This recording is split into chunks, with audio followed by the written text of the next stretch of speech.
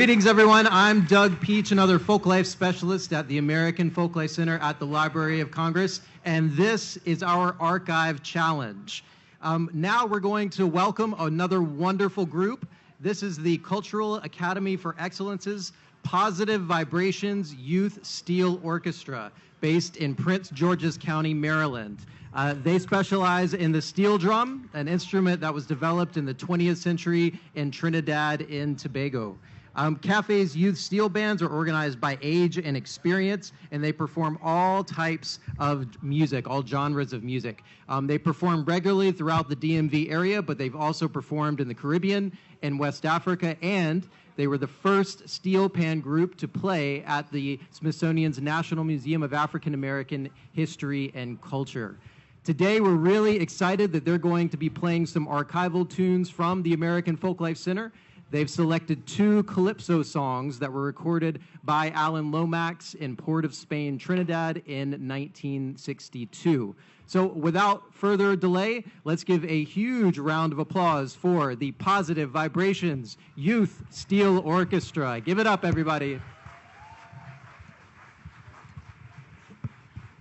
I'm not as tall, so I'm going to try to do this briefly. All right. So, hello everyone, my name is Khandeya Sheppard. I'm the music director for Cafe, and this is Positive Vibrations Youth Steel Orchestra, as mentioned before. I have my assistant music director, Mr. Domenic Lewis, on the drum set with us today as well. I'm going to give you a little reference for the pieces that we're going to play today, and we have a whole story for you in the context of what's happening. So, bear with me as I read through this a little bit. One of the ways that we keep our tradition alive is by going back to things like the field recordings, to listening to them and making them our own. The medley of songs we're about to play were inspired by these field recordings by Mr. Alan Lomax. So some of you may or may not know the U.S. Navy had military stations in the Caribbean, even Trinidad and Tobago, around the 1930s and 40s during the World War II area that lent to the creation and development of the steel band. As a result of them being there were actually excessive amounts of discarded oil drums, and sailors were often audience members at parlors where these early steel bands performed on the island. There was actually even a brief period where Calypso was the most popular music in the U.S. once the soldiers returned home, and they had some nostalgic feeling for the Caribbean. So oftentimes there were a lot of people that migrated up here, and we would play some of that music, which you'll hear today. The pieces that we have, we created a medley of 2 pieces, War and Calypso War. These demonstrate the style of ex-tempo, which is a style of Calypso music, which is typically a lyrical battle, so ideally a war, right? In which Calypsonians would traditionally find a clever way to highlight issues or pressing subject matter at the time. So at the time, what was pressing in Trinidad and Tobago? The war that was happening that had nothing to do with our little tiny island, but it was happening and affecting our island, right? There were also mentions of soldiers in the songs and in the lyrics, if you go listen to them, and they were talking about things like satellites, like saying phrases like, take your satellite and go run. The second song that we'll present from the archive would be a song that is kind of globally shared around the world called Don't Stop the Carnival. The melody may seem familiar to you. This references the people of Trinidad and Tobago not actually wanting our festivity, our carnival, which is like Mardi Gras up here around the same time. It references the people not wanting that to stop just because the wartime stuff was happening. There's a lot of things that we'll talk about our workshop stage down below. A lot of times that our carnival was taken away from us, stripped from us, our celebration was stripped from us. This was one of the times they didn't want that to happen. They still wanted to be joyous and festive and still have some of these things happening. We are grateful to the American Folklife Center and the Library of Congress for preserving these collections so that we can use them today. This is about 63 years since they were recorded, and we hope that steel band people around the world can look at these recordings that these presentations we're about to make and use that in the future from the archives. So thank you all for joining us today, and we'll get right to the music.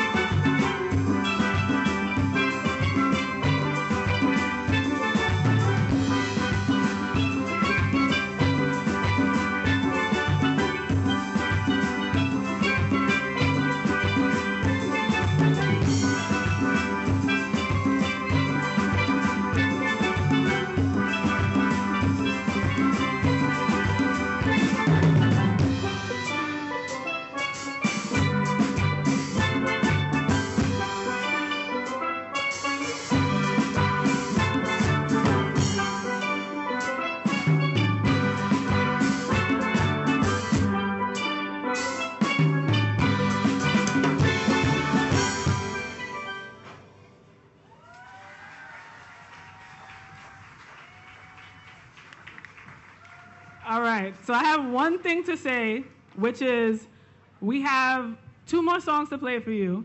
As you know, I know some of you all are kind of like itching in your seats doing like this. I would encourage you to get up and dance if you feel like it. I see some people doing so already. I know it's a little hot day. Just be mindful of your neighbors. Be considerate of your neighbors. Calypso is a moving music, right? So the next song we're going to play is called Ole Lady, Walk a Mile and a Half, and that was made very popular by a Calypsonian named Lord Kitchener. In England and the U.S. and all over the world, it is carried on by everyone.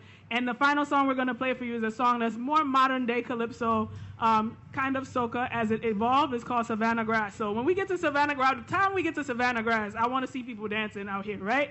So don't feel shy. Please, we encourage you to get up and dance with us if you feel like it. Thank you so much.